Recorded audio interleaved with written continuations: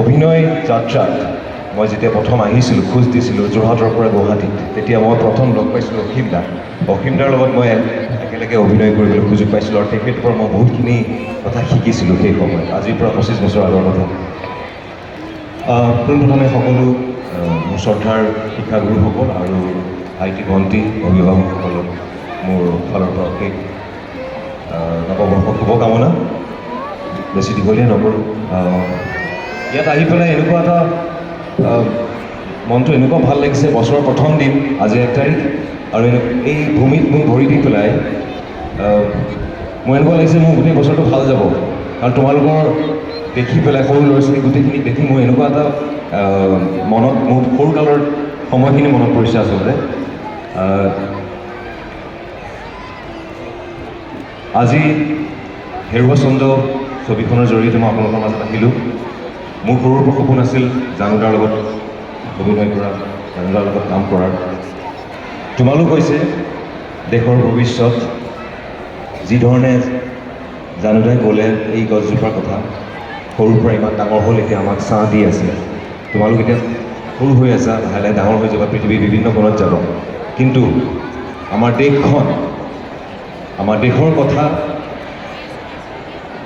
গোটেই পৃথিৱীত তোমালোকে লৈ যাব লাগিব, কাৰণ তোমালোক হৈছে অসম জাতীয় বিদ্যালয়ৰ ছাত্ৰ। মই ক'ব নোৱাৰিলোঁ এইখন বিদ্যালয়ৰ ছাত্ৰ, কিন্তু মই যোৰহাটত য'ত পঢ়িছিলোঁ আমাকো সেনেকুৱা ধৰণৰ শিক্ষা দিছিলে অসমীয়া ভাষাৰ ওপৰত। আৰু এই ছবিখনত মোৰ এটা ডায়লগ আছে, মই ক'ব বিচাৰিছোঁ, যিহেতু ছবিখন কাইলৈ ৰিলিজ হৈ আছে।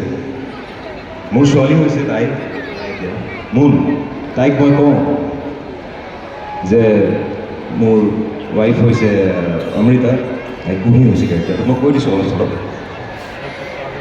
তাই বেলেগ স্কুলত মোক দিব বিচাৰিছিলে, তাইক বেলেগ স্কুলত নাম ল'ব বিচাৰিছে। মই কৈছোঁ নহয়, মই যদি পঢ়াম কেৱল অসম জাতীয় বিদ্যালয়তে পঢ়াম। আমি অসমীয়া হৈ পৃথিৱী জয় কৰিম, এই কথাষাৰ মই কৈ দিছোঁ আপোনাক।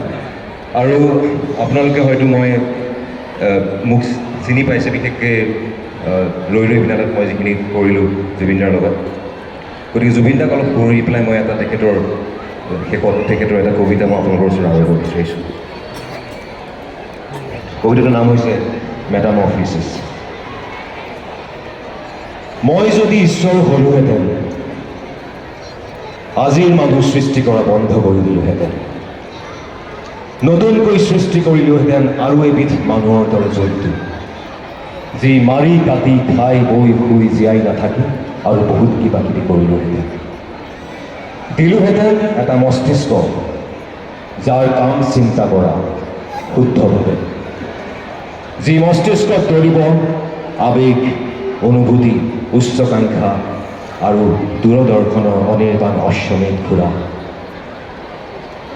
যি মস্তিষ্কত আস্ফলিত হ'ব পৰিৱৰ্তন, আৱৰ্তন, নিয়ন্ত্ৰণ। দিলোহেঁতেন আৰু এজুৰি হাই পাৱাৰ চকু, যাৰ মাজেদি সকলো সঁচা বস্তু দৃশ্যমান। দিলোহেঁতেন 2খন এক্সট্ৰা কাণ, শুনিবলৈ সকলো অস্ফুট শব্দ, উশাহ নিশাহ, হুমুনিয়া, হতাশা আৰু সময়ৰ পদধ্বনি। দিলোহেঁতেন এটা সুন্দৰ নিপুতল নাক, যাৰ কাম কেৱল উশাহ লোৱা নহয়, যি শুনিব পাৰিব সকলো দুৰ্গন্ধ, মানুহৰ গাৰ, মনৰ, দেশৰ, পৰিৱেশৰ। দিলোহেঁতেন এখন মুখ আৰু এটা ডিঙি, যাৰ শব্দই নমাব পাৰিব ব্ৰহ্মা। দিলোহেঁতেন এযোৰ বাহু, যি আজৰি আনিব সকলো দুষ্কৃতি। দিলোহেঁতেন এখনি বুকু, আকাশৰ দৰে উদাৰ, সাগৰৰ দৰে বিশাল, য'ত নাথাকে কপটতা, যিখন বুকুত আশ্ৰয় ল'ব হাজাৰ হাজাৰ মানুহৰ সুখ দুখ আৰু সপোন। দিলোহেঁতেন এটা পেট, যি খাবলৈ নিশিকি এৰিবলৈ শিকিব আনৰ বাবে। দিলোহেঁতেন এটা যৌনাংগ জত, য'ত খিল বিৰাই থাকিব সহস্ৰ বুদ্ধৰ বীজ। দিলোহেঁতেন দুখন ভৰি দৌৰিবলৈ ভৱিষ্যতৰ বাবে এটা সুন্দৰ বসন্তৰ বাবে উদ্দীপ্ত সূৰ্যৰ ৰঙীন আভাত বিলীন হ'বলৈ। কিন্তু মই ঈশ্বৰ হ'ব নোৱাৰোঁ, মোৰ সময় নাই, মই সীমাবদ্ধ নিজৰ মাজত, জীৱনৰ দিনটাৰ মাজত।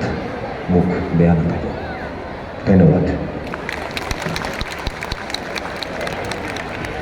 জয় ধন্যবাদ জ্ঞাপন কৰিছোঁ।